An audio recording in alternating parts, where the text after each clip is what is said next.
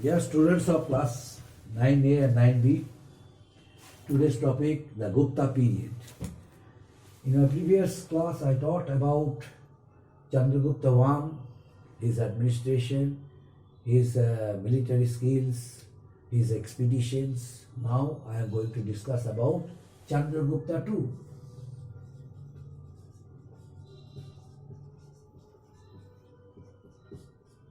In my previous class, I taught about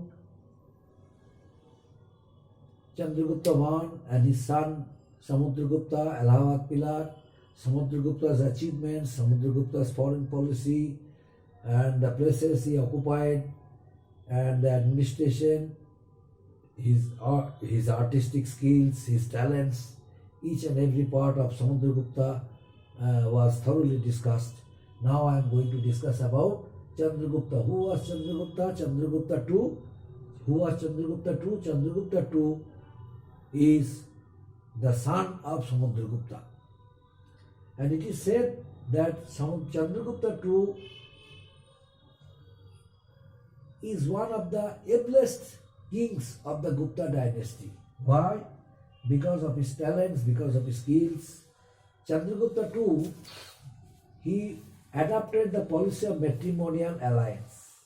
And as a result of it, he gave her daughter's hand to Rudrasena II, Bhakataka prince, and Bhakataka prince of Deccan.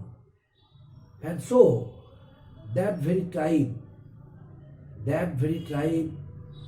tribal people and tribal king, Bhakataka II, helped Chandragupta II to help against the satraps. The satraps were the powerful enemies of Chandragupta II. But whenever he gave his daughter's hand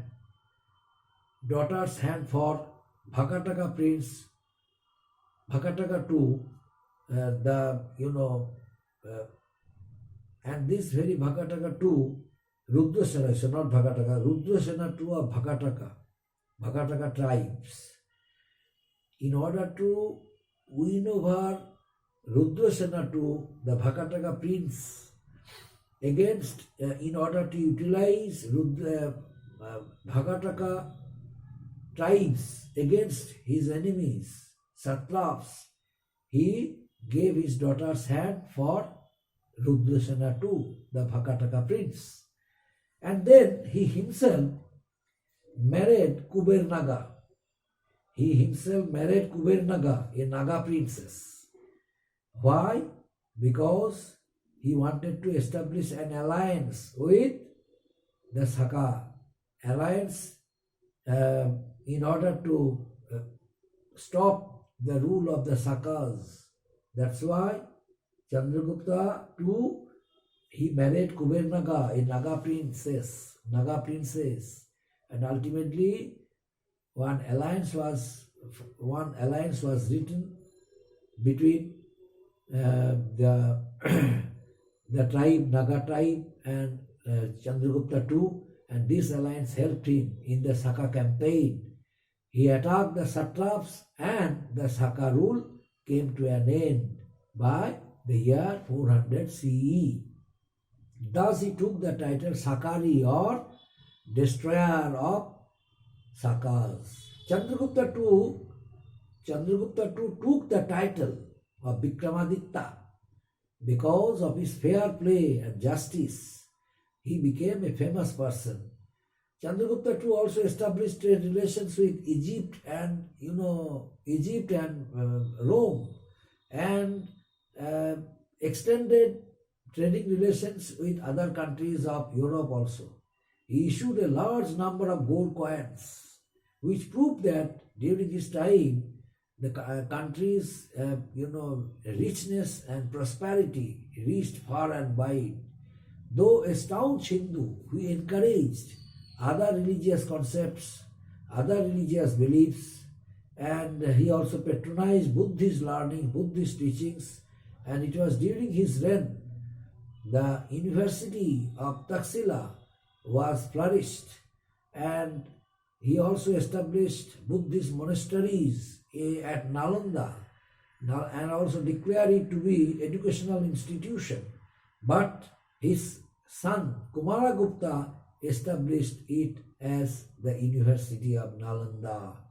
It was due to the effort of Kumaragupta I, the son of Chandragupta II, the University of Nalanda was established.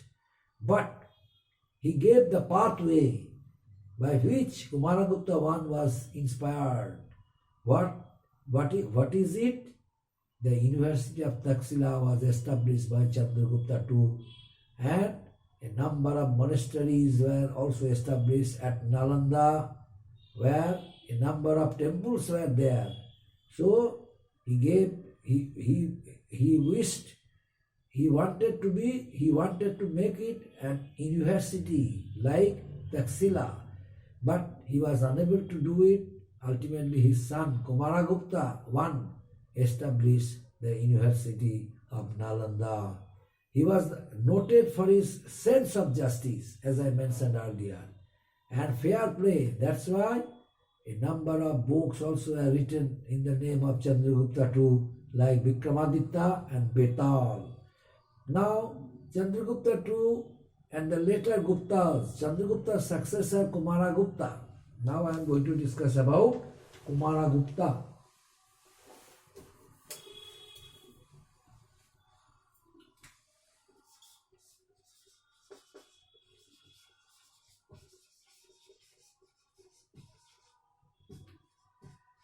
Kumaragupta I. Kumaragupta was the son of Chandragupta II. As I mentioned earlier, Kumaragupta established the University of Nalanda. He wanted to educate the people during Gupta period. And although people during Gupta period were happy, rich, prosperous, but at the same time, the 9 gems under the court of Chandragupta II, his father, inspired him a lot. That's why he also wanted to make his countrymen educated. That's why the famous university, the University of Nalanda, was established by him. It was due to an effort of his father, Chandragupta II. A number of foreign travelers used to come to receive education from a number of universities. It was due to an effort when Nalanda University's fame and glory was not glory and fame did not reach far and wide, but a number of monasteries were established in the form of an educational institution. A number of Buddhist monks taught the pupils during that time. Fa Hien came to India, but already he declared it to be an university. But the official step was taken by his son Kumaragupta. During that time, when Chandragupta II was the ruler of the Gupta dynasty, Fa Hien came and embraced his court. He left a vivid description about the rule of Chandragupta II. Kumaragupta I ruled from 414 to 455, and during his rule, the northern boundaries were alarmed. The northern boundaries were attacked by the Hunas. Hunas were actually the nomadic people of Central Asia. Kumaragupta managed to get them back, but once again they were back again during the reign of his successor, Skandagupta. The persistence of the Huns, weakened the Gupta Empire. Although Skandagupta, the son of Kumaragupta, the son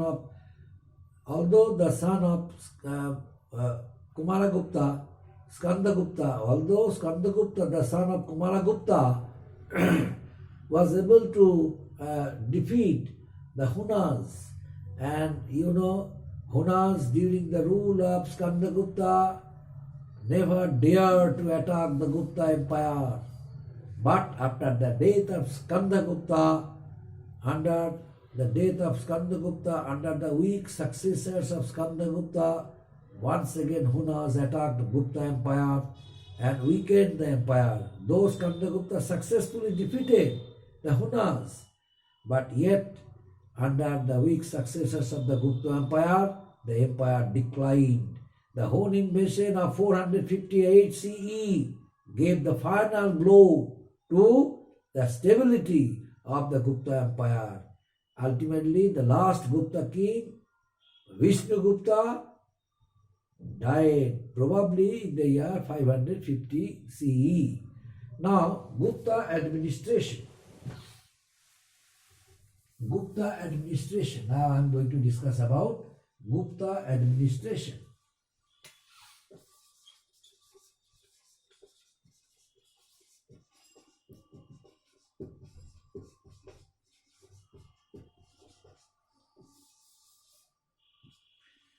Gupta administration. The Gupta introduced a good administrative system throughout the country.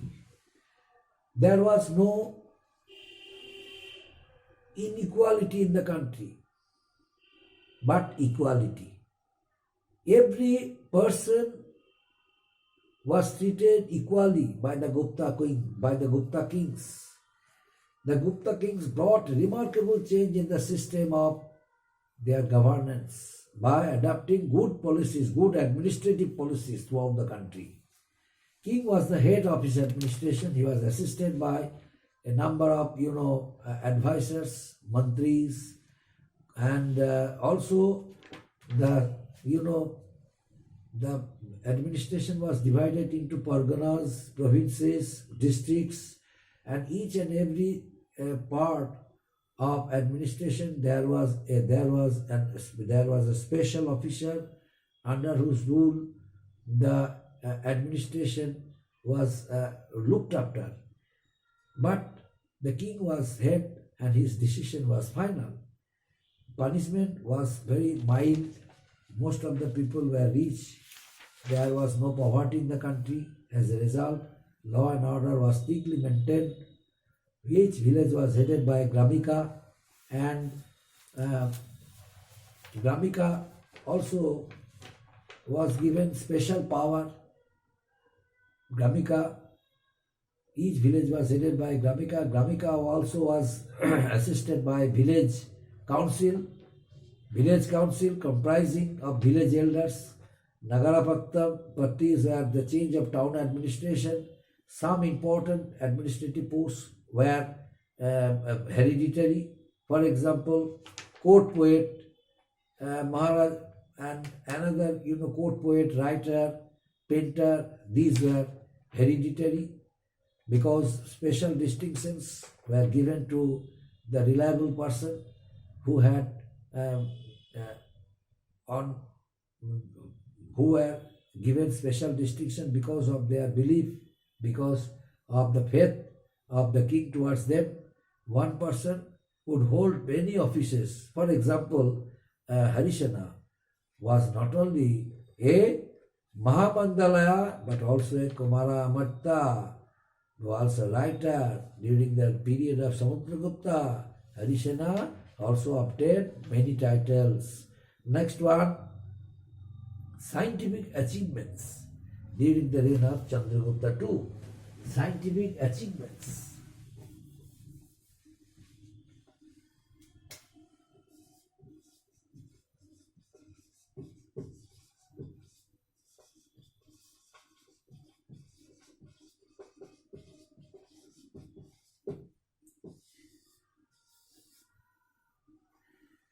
Scientific achievements under the rule of Chandragupta II.